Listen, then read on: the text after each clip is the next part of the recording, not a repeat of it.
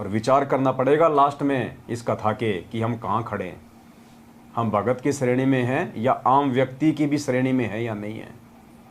ऐसे परमात्मा नहीं मिलेगा, ऐसे भगवान नहीं मिलेगा, ऐसे सतलोक नहीं मिलेगा। श्री सुदामा जी किसी यजमान को भ्रमित करके रुपये या अन्य पदार्थ नहीं लेते थे, केवल अपना व परिवार का भोजन तथा कपड़े यदि आवश्यकता हुई तो ही लेते थे। कुछ दिन कोई क्रियाक्रम करवाने वाला नहीं आया, भोजन की समस्या पूरे परिवार को हो गई। सुदामा, देखो यहाँ से सुदामा जी की परीक्षा हो गई शुरू। सुदामा जी अपनी आवश्यकता के अनुसार ही उनसे रोटी और कपड़ा वगैरह मांगा करते थे, और वो भी केवल उसी से जिसकी वो यजमानी किया करते थे, जिसके घर पे वो पूजा पाठ किया करते थे। एक समय सुदामा जी के जीवन में ऐसा आया कि कोई भी पूजा पाठ करवाने वाला नहीं आया। अब सुदामा जी के परिवार पे आर्थिक संकट आ गया, रोजी रोटी की समस्या आ गई। आप सुदामा जी को देख के ना चलें, वरना हम इस कथा को जिंदगी में नहीं समझ पाएंगे। वो सुदामा, हम सभी भाई बहन अपने को समझें कि परमात्मा यहाँ पे सुदामा की जगह हमें रख रहे हैं। मैं पवनदास अपने आप को समझूं सुदामा, आप अपने आप को समझिए, तब ये कथा समझ में आएगी हमारे कि भक्ति के बाद में भगत पे वो दुख आएंगे, जानबूझ के देगा परमात्मा अपने भगत की एग्जाम के लिए। कुछ दिन कोई क्रियाक्रम करवाने वाला नहीं आया, भोजन की समस्या पूरे परिवार को हो गई। सुदामा जी की पत्नी ने कहा कि आपके 4 पुत्र छोटे छोटे हैं, भूख से बेहाल हैं। आप कहते हो कि द्वारिकाधीश श्री कृष्ण मेरे मित्र हैं, वे द्वारिका के राजा हैं, आप कुछ धन मांग लाओ।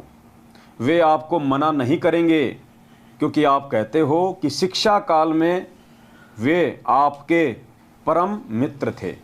वे आपके साथ घर आते थे और इकट्ठा खाना खाते थे। सुदामा जी ने कहा कि ब्राह्मण मांगता नहीं। पुण्यात्मा, भगवान से भी, सुदामा जी ने भगवान से भी कुछ नहीं मांगा।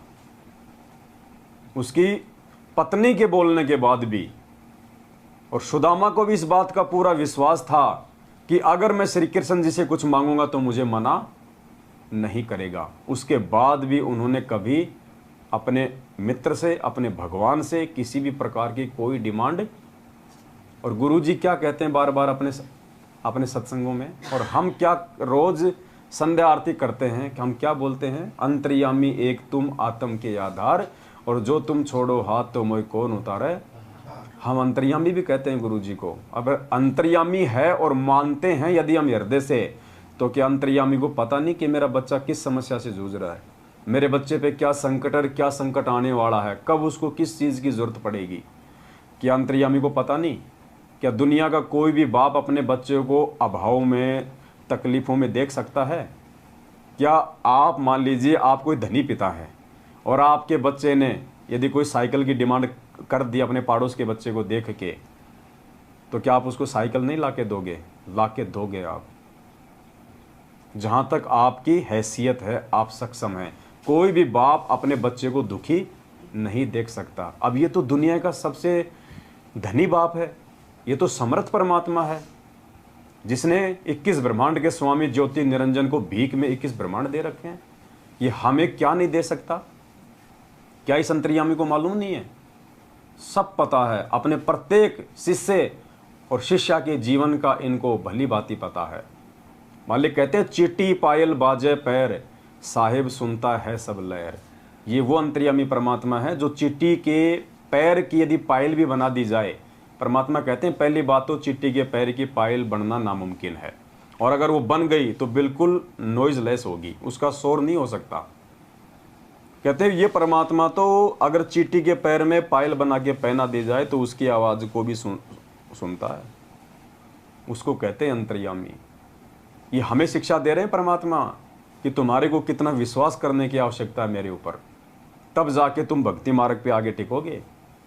वरना कल को शरीर तुम यहीं मांगते रहोगे मेरे से, मिनट मिनट में छोटी सी समस्या आई नहीं, हे गुरुजी ये क्या हो गया, हे परमात्मा मैंने तो ज्योति भी करा दी, मैंने तो पाठ भी करवा दिया, मैं तो तारीखों पे भी जा रहा हूँ, मैंने तो 4 बार नाम भी शुद्ध करवा लिया, फिर भी मेरे साथ ऐसा क्यों हो रहा है? हमने कोई खरीद रखा क्या भगवान को? नाम लिया था जब हमने एग्रीमेंट किया था कि गुरुजी मेरे तो पैर में कांटा भी नहीं लगना चाहिए, एग्रीमेंट किया था क्या? ये हमारी कमजोरियां हैं। वास्तव में अंतर्यामी से मांगा नहीं जाता। एक पंजाबी भाई ने कोई भजन बना रखा था जिसमें उसने कहा था कि सब किछ जानदा किस आगे कीजे अरदास। सब किछ जानदा, वो परमात्मा सब कुछ जानता है, तुम किसके आगे अरदास कर रहे हो? और अंतर्यामी के आगे अरदास करने का या अंतर्यामी से प्रार्थना लगाने का मतलब है हम अपने भगवान की बेइज्जती कर रहे हैं, हम अपने गुरु की बेइज्जती कर रहे हैं।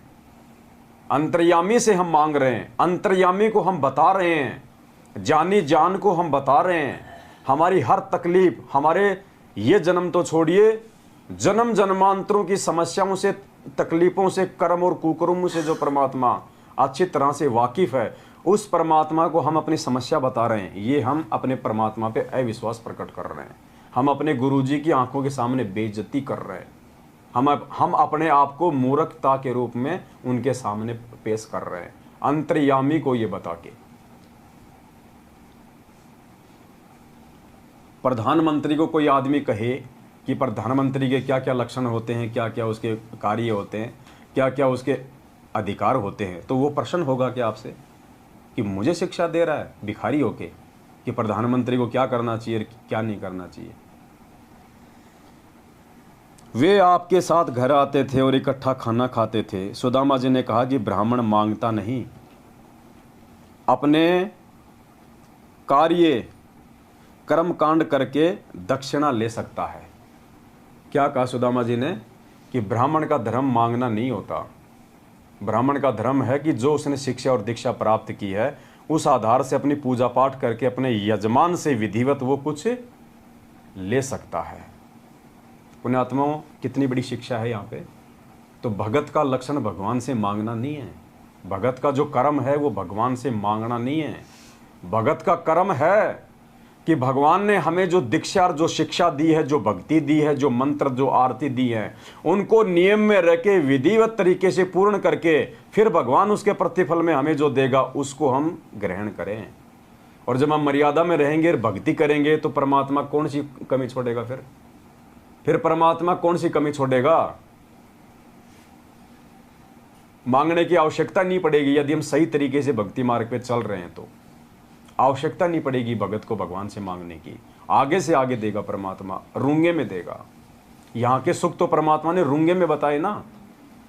मालिक कहते हैं ना कि किसान होता है, गेहूं की फसल पैदा करता है, वो केवल अपने खाने के लिए, अपने परिवार के लिए, जीवन रक्षा के लिए, लेकिन पशुओं का चारा तो ऑटोमेटिक हो जाता है। उसने पशुओं के चारे के लिए गेहूं नहीं बोए थे, लेकिन उसका वो बाई प्रोडक्ट है, वो रूंगा है, वो तो देगा ही देगा। तो भक्ति तो हम आत्म कल्याण के लिए कर रहे हैं, जन्म मरण से छुटकारे के लिए कर रहे हैं। और यहाँ की जो सुख सुविधाएं हैं, जो भौतिक सुख सुविधा है, वो तो परमात्मा रूंगे में देगा यदि वास्तव में हमने सही बीज बो रखा है तो, और मर्यादा में रह के यदि हम उसकी देखभाल कर रहे हैं तो। और बीज बो दिया और उसकी कोई मर्यादा की नहीं, उसकी कोई रखवाली की नहीं, तो वो तो आवारा पशु खाएंगे, ना तो बीज बनेगा ना उसका कोई चारा बनेगा।